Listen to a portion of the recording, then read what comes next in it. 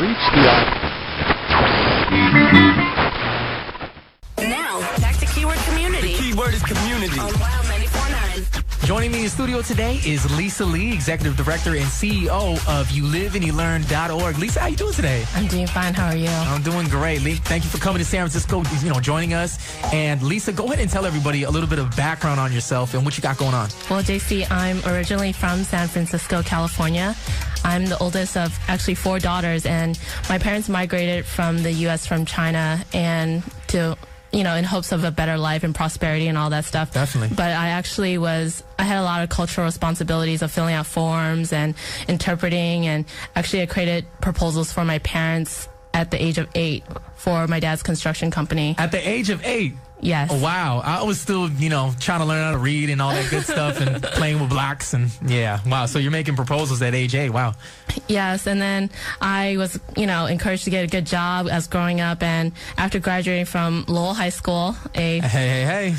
In San Francisco? Yes. A highly competitive school with, goal-oriented students. And they're aiming for something, that's very specific with Lowell students, and I wanted to do something different and larger. So I traveled to New York City alone, where I attended Pratt Institute, and I wanted to become a famous interior designer architect. And along much with my peers in interior design, I wanted to make spaces that were provocative, sensational, and also sustainable. What do you mean make spaces? Create spaces, design them. A lot of these days it's not just 4 walls and a door and call it a room. We wanted to make something very provocative, something very inspirational. When people enter, that they're going to remember it by. Yeah, their exactly. senses get activated. Yeah. So that's what I wanted to do after I graduated from Pratt Institute. And I was actually hired by Mancini Duffy in 2008 in New York, and it was one of the top architecture firms in the city. But because of the recession, my graduation in 2009 didn't really end well, so I decided to move back to San Francisco, and now I work as a real estate developer and property manager for a sole proprietor. Right, exactly. Now, you do so much, like we were saying, the fashion shows, you have the charity, and you have Live You Learn, and you've been doing that for a while, too. So go ahead and let everybody know what you've been working on, just in the past few years. So I just recently moved back to San Francisco 4 months ago, and I was recruited by Rommel Fox, director and CEO of WHOMENTORSDOTCOM Incorporated, to be his executive trainee. And by his leadership and enthusiasm, I became motivated to create a charity called YouLiveAndYouLearn.org. And so for my first charity, I did it on Halloween, October 31st, 2009 at Impala, and I was mentoring a student from Lowell High School who wanted to be a fashion designer. So I encouraged her to create some outfits for a fashion show. So, right, and how did it go? Because only at 16, if you're 16, you got to be really in touch on the trends that are going on right now, because high school fashion is so important, I would imagine. But this was great exposure for her. And how did everything go? It went great. She learned how to make outfits. She learned what was necessary with models, hair, makeup. And that's what I wanted to do. I wanted her to learn about how to put on a fashion show. And this was her first one. So it was a wonderful experience to make her dream come true. It was a learning experience for me as well, to learn how to help other people make their dreams come true. What goes into planning a fashion show? I know my experience with planning an event, there's so much work that goes into it. But what's so special about a fashion show? What's the extra, the extra points that you need to have to put it together? A fashion show is something that you want to entice people with. You want to inspire them and show the talent that the designer has and everything to it. But basically, you just have to look at the venue, if there's enough space for people to walk through. You need models. Obviously, you can't put it on a mannequin and have it walk down. You could, but yeah, it won't look that good. All right, so you need models.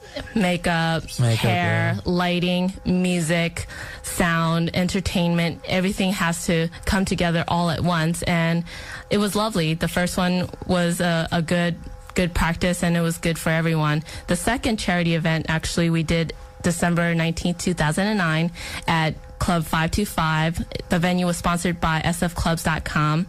I couldn't have done better. I mean, maybe I can do better in the future. Yeah, I was seeing the pictures. I was checking out the pictures. The pictures look good. Right. I mean, some of those outfits are they're just so attractive. They're so crazy, but that's what it's all about, right? And that, and the turnout looked fantastic. Right. We had 5 designers. One was Jacqueline Chidemi Designs, D&M Collections by Diana Legorita and Maggie Trevor, Ethnic Trends by Tia Leah, and Danielle Petey Designs, as well as Liz Val Collections by Lizeth Valenzuela. And their designs were all completely different, but this event brought all these different types of people into one space with 7 makeup artists, hairstylists, 30 models, as well as 50 volunteers and 10 photographers. So 2 fantastic events.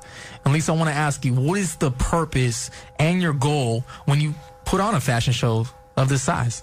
We want to show San Francisco that there's so much talent existing today. There's so many things that people are doing that don't know how to get their work recognized. And so that's what our events are trying to do. We're trying to showcase people, showcase designers, and illustrate that there's so much going on right now. There's so many things that can be displayed that people aren't aware about. Right, so making people aware of unknown talent and unknown fashion and unknown product. And also we were saying how you were mentoring that 16-year-old from Lowell. That's a big part of what you want to do. I mean, you're very big on mentoring, and you can mentor in just about anything, you were saying. Right.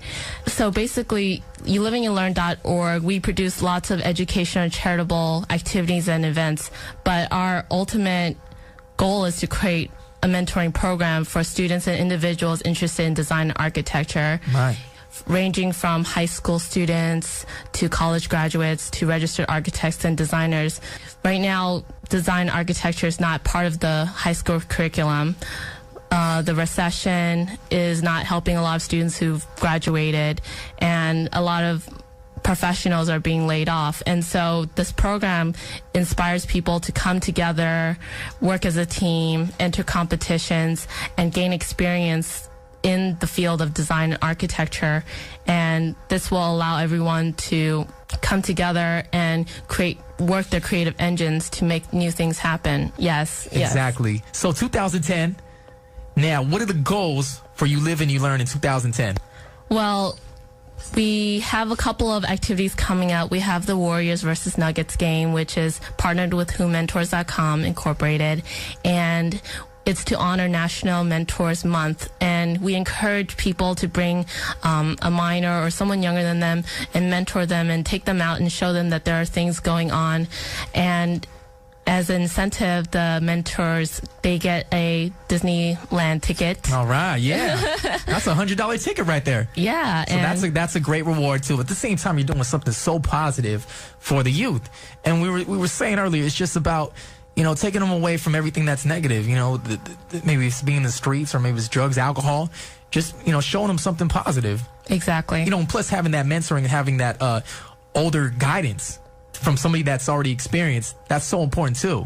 To have that advice as well. So there's different ways you can be a part of that. When's that taking place? That's taking place January 20th, 2010. It's going to be at the Oracle Arena, so it's going to be lots of people. It fills up around 20,000 people. So I encourage everyone to come out.